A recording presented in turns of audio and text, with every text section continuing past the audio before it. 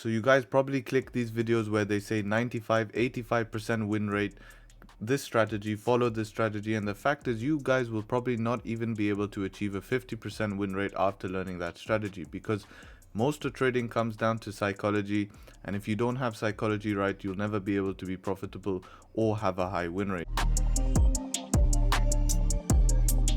Welcome back guys, Harry here, known as Trade Shop, and in this video we're going to talk about psychology. I do have another psychology video, but this video is going to be more for advanced, maybe a bit of beginners, but yeah, talking from beginners to advanced about psychology and what are some things, because no matter what level you are in trading, whether you've been trading for 4, 5, 6, even 10 years, you still have to improve on your psychology daily, because as you progress as a trader, new things will come which will batter your psychology, such as increase in finances, more risk, higher lot sizes, and this stuff will detriment your kind of psychology because it's not something you're used to. It's not like you learn trading and you keep things the same. You constantly progress, and that makes it hard on the psychological side. So in this video we're going to talk about what are the main problems, and basically this will be a full video of all you need to know about trading psychology. And yeah, it's going to be a good one and a really helpful one. And definitely psychology was probably the hardest thing for me. Learning technicals, I didn't find too difficult. The concepts made sense, but what I really did find difficult was getting psychology out the way and getting your mind in the right place. So I'm going to cover that, and we're going to go into depth in this video, so stick around. All right guys, before we get in, as always, if you would like to support my channel in a free way, please leave a like and subscribe. I can't tell you how much that helps, and it helps get my content. As you can see, for a while now, if you click on my channel, there's plenty of content, educational videos, not asking anything, not keeping content hidden away so that I could sell it in a course. It's not like that. I do keep concepts to myself because that's my personal development, and I can't share that because that's something I've had to find, and everyone has their own method. So if you'd like to support, please leave a like and subscribe. We're on the way to 10,000 subscribers, so if you can help that, make that happen, that would be great, and I'd really highly appreciate it. So that being said, let's get straight into this video and talk about psychology. So when it comes to trading, I find people have three problems. The first problem they have is what I call clouding, right? So this is basically when you have opposing ideas to what your original idea is, and you cloud your brain with information. You make excuses as to why you should not take the trade, and you end up not taking it. You cloud your head with information that does not make sense. You said, oh, if I don't take a buy here, it won't work because price, has this resistance here, but then price also rejected this resistance over here, so I shouldn't be taking a buy. And you start clouding your head with information when you're not concentrating on what your original plan was and what your analysis was for the day. And before you know it, that trade is gone. So to improve on this, you have to have your structured entry strategies, and you have to have your entry confirmations. When you see that confirmation, you have to execute on the trade. Even when you get more advanced and you get better at trading, you even find that you cloud yourself with information as to what setups you want to see perfectly. Because when you see a high probability setup, something that you see happen often in the market, you want to wait for those, but you don't want to take the setups that the market presents, because once you start to get more advanced, you're trying to look for the better entries, the better take profit levels, and the primest areas to buy and sell in the market. So you end up finding yourself clouding yourself with information and not taking the trades that actually are presented on the chart. So to overcome this, guys, you have to make sure you have a very structured approach to the market. You can check out my 4-step trading. That's also part of a structured approach. And you have to make sure not to cloud yourself with information, right? And if you're clouding yourself with too much information, you're never ever going to be able to constantly make profits, and consistency will never be there because you'll always make excuses as to why or why not to take the trade. You take the trade, and remember, I always say this to everyone, is I always say that you'll always find an excuse as to why you shouldn't have taken the trade. There'll always be something, a resistance, maybe the candle had no bottom or top wick, maybe the candle didn't form properly, but there'll always be an excuse as to why you shouldn't have taken the trade. So if you know that this is something that you see in the market and the day, is that the option you have in your session, you should take it. Because what you notice, guys, is that during the session, there's normally one good option. And a good example of this to show you is like yesterday when we had these sells from the top here. You can see, actually, no, it wasn't. It was right here. Sorry. When we had these sells right here, This was your one option. That's it. If you were looking for sells based on this bearish momentum, if you missed these sells here, you missed the move for today, for the day. And you're going to get stuck in this mess here. And this is where you're going to lose money. So when you see the option, you have to take advantage and take it. So that's point number one. Now we're going to go point number two, which I see, and we're going to go 2 and 3.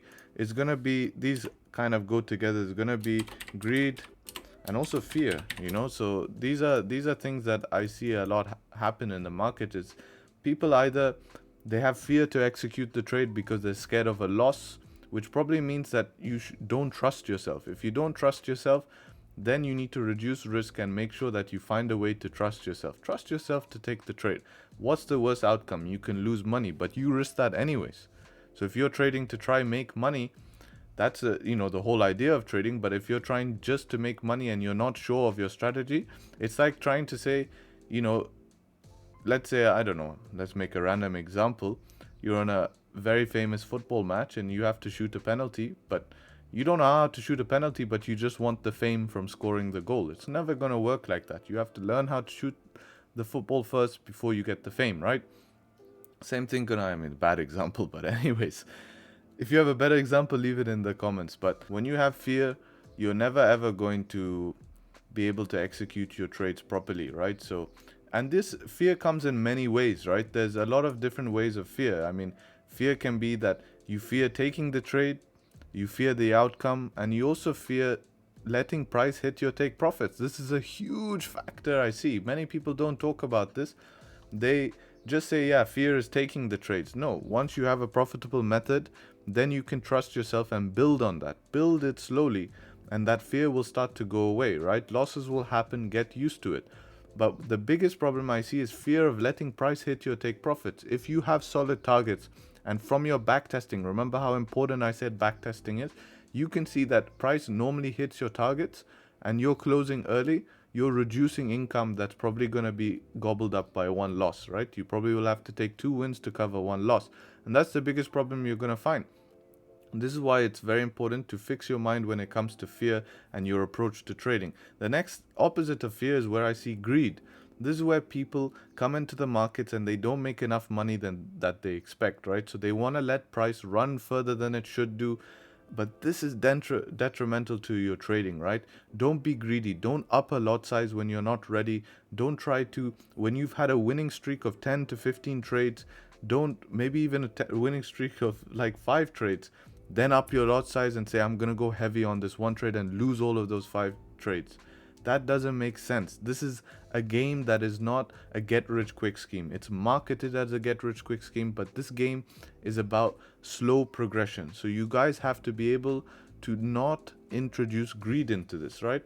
So, you know, fear even comes as an advanced trader. When you start getting advanced and you increase your risk, you just, you know, when you see a monetary value on the screen, you want to close early because let's say you used to pop 5 lots, now you're popping 10 lots. Well, in the half amount of pips, you used to make what you made before. So you're not going to really want to let trades run that much more.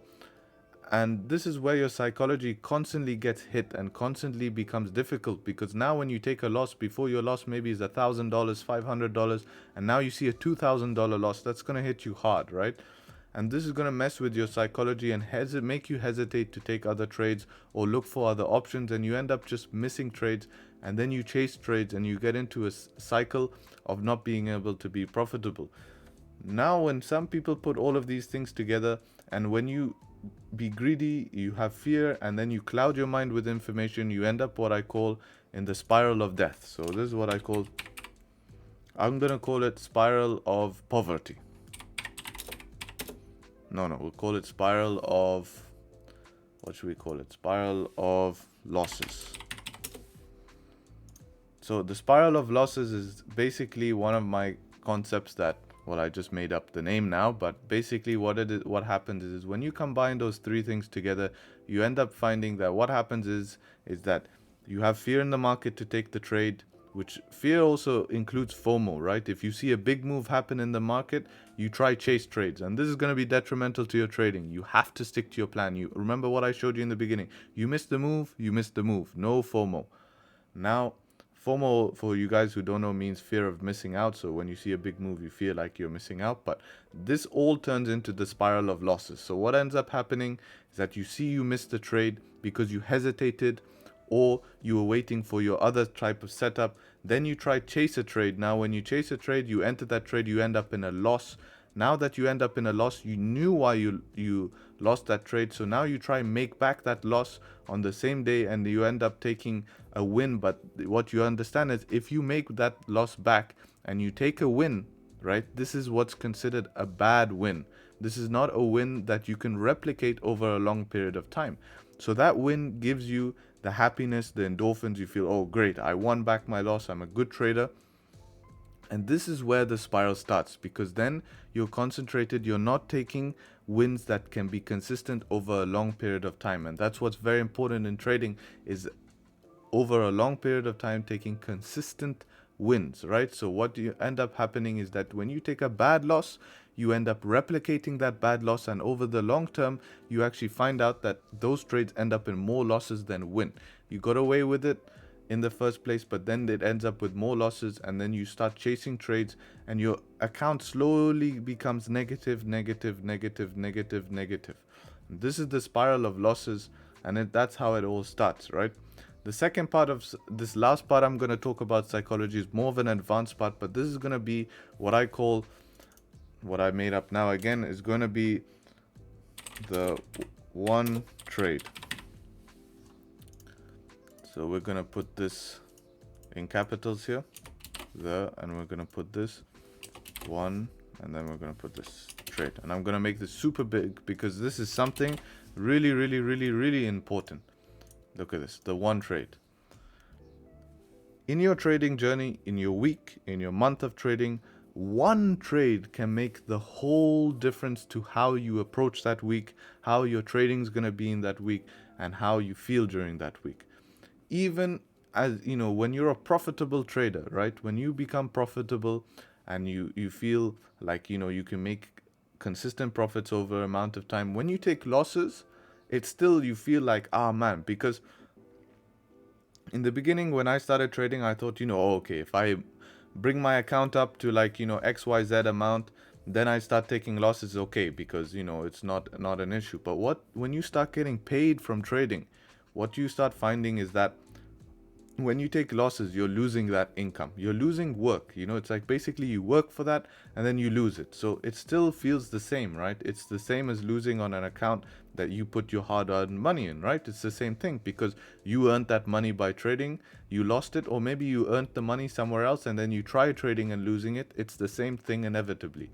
So the one trade is a concept where when you enter the market and go to take a trade in the market, one trade can make the whole difference to your month, your week, and everything. So if you're in the beginning of the week and you take one trade and it's a loss, the way that sets up your week is very bad, because you're in that week trying to chase that loss. Now, as I said, you're not chasing trades, you're trying to chase the loss, because what you have to do to make a profitable week is you have to make back the loss, which is one win. After making back the loss, you need to take another win, right? And if you take another win, then you're only in profit for the week. But let's say you take a loss and then you take a win and then another loss, you're break even. Now you're in a loss for the week because you've taken 2 losses and 1 win.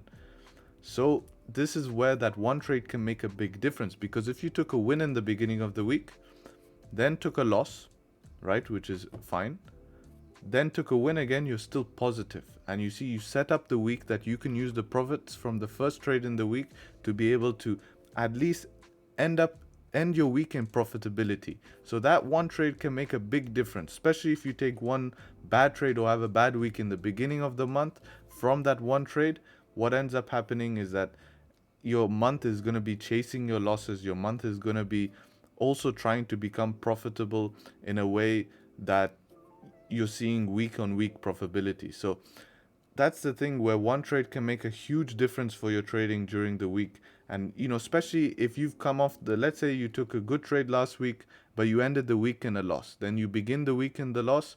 That one trade is going to change your whole psychology and your approach to the market, because you're not in profits. You're not relaxed. You're not, yeah, I'll take this trade. If I lose, it's okay. I took a good trade yesterday, you know?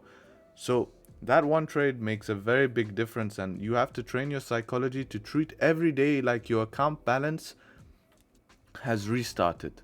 Don't think about what happened yesterday. Think about, and this only goes for people who are profitable. Don't tell me that you treat your account balance the same and then you end up blowing your account. No, that doesn't work. But if you know you're profitable, about in long term, think about when you start the day.